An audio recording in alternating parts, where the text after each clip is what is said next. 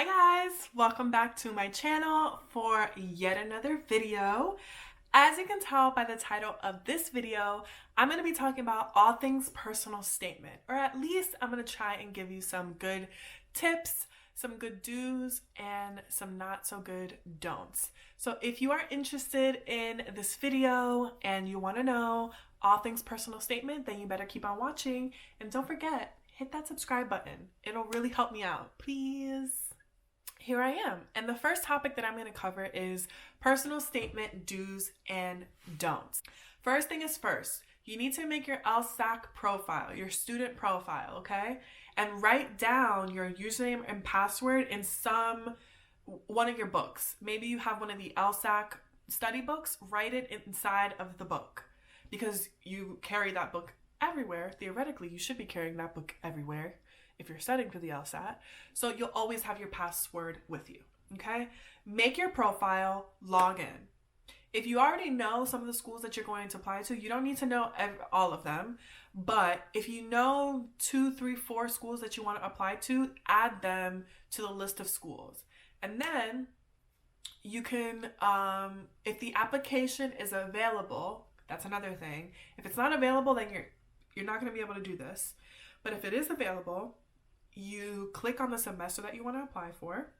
It's usually always fall because there's not many law schools that allow spring, but click on it, start the application, and each application has an instructions page that you have to certify that you read, right?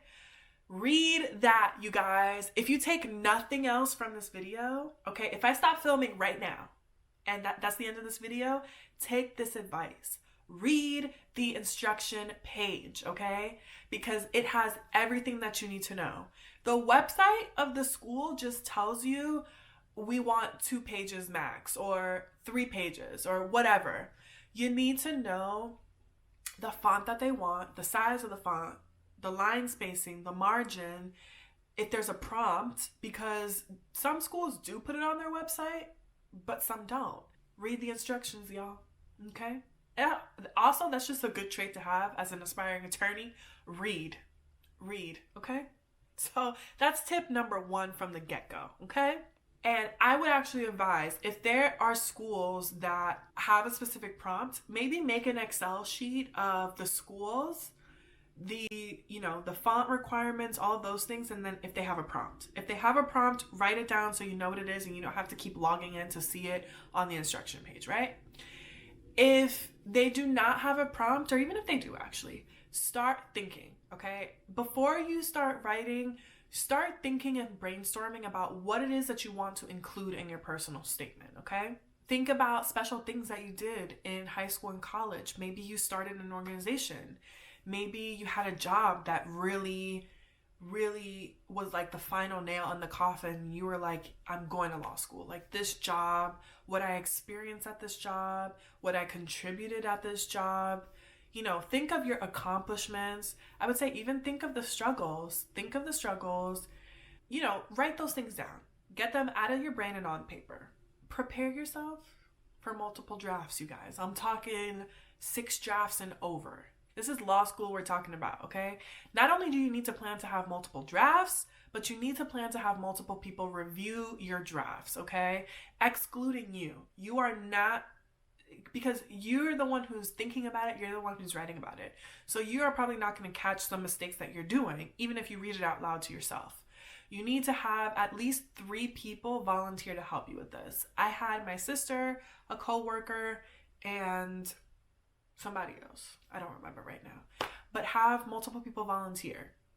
If you are, this is if you're not given a prompt. If you're not given a specific prompt by the school and they're giving you complete creative freedom, I would still do the, writing down your ideas, okay?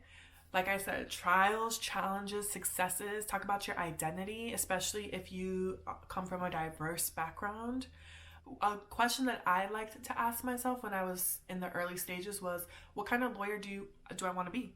What are the traits of a good lawyer in my opinion?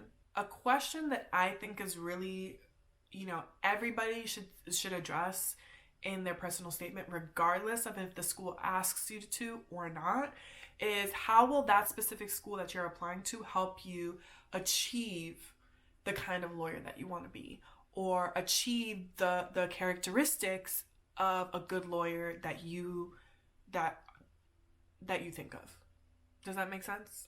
I think it's an important question because not only does it show that you care about that institution, but you can also go the extra mile and do some research about the clinics and the programs that they have available and reference those in your essay. It shows that you have a commitment to that certain institution. And if you have a commitment to that institution, then they're probably more likely to put you at the top of their candidate pile. So once you have have your ideas down and you have answered the questions that you've posed to yourself in a short essay format, then I would say it is a good idea to start writing. And then, as I said, you have multiple people help you review. I had 3 different people. Some people recommend more. Plan for multiple drafts. Like, this is going to be a couple month process, to be quite honest with you. Again, unless you are a New York Times best-selling author and you can bang out an essay, I don't want to hear it. Another good tip, which nobody told me, but I just figured it out on my own.